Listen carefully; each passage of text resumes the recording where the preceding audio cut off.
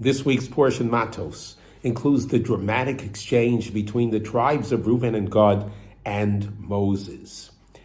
They came to Moses with a request. See what happened? What had happened was that the kings of Sichon, Og, these mighty kings who were occupied the eastern bank of the Jordan, attacked us. This is before we came into the land of Israel. They attacked us, and we were miraculously victorious, and we acquired their lands.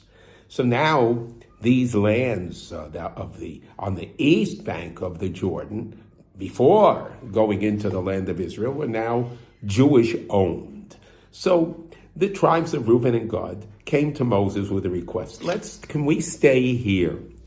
All the tribes are going into Israel to inherit a portion. Let this be our portion. Let this be our portion on the east bank, and without going into the land of Israel. And Moses criticized them vehemently. And Moses says, what are you trying to do? Are you trying to get out of fighting? This is going to be your brethren. You want your brethren to go into the land of Israel, conquer the land, and you're going to sit here on your farms comfortably? How could you do that? And Moses went on and on and on, and he reminded them about their ancestors, the previous generation that had complained and about the land of Israel and had expressed fear, and then because of that there was a decree that everyone stayed in the desert for 40 years. Are you trying to diffuse? Is that what you're trying to do? You're going to diffuse this. You're not going to go in and fight, and then you're going to diffuse the spirit of everyone else. And Moses went on and on.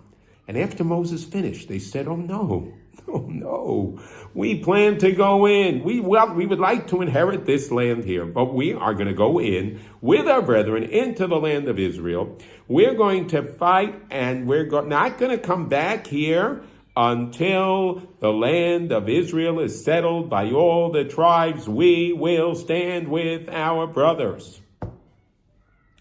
Rabbi Levovitz asked the following question.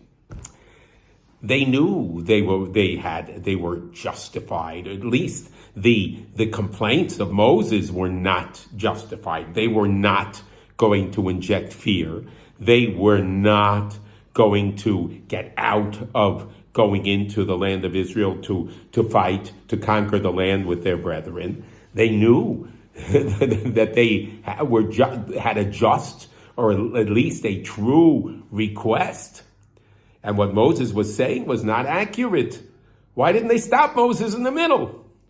So Rabbi Yerucham points out this is an amazing message, that they listened, because when somebody comes to accuse you of something, even if you know you're right, it's always a good idea to listen.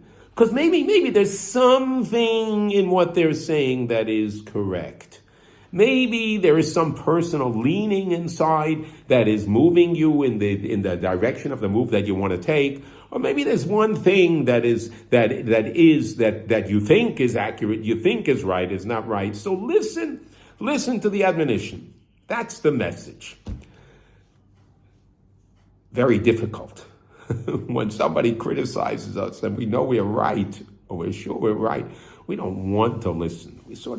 Our nature is to close off. And the lesson here that our ancestors, the tribes of Gad and Reuben taught us, according to Rabbi Yerucham Levovitz, is listen, muster the strength to listen, and perhaps there's something in that admonition that is a directive and a message for me to improve my ways. And we as Jews we need to dedicate our lives to service of Hashem, and always to find ways to make ourselves even better and better servants of Hashem. Have a magnificent Shabbos.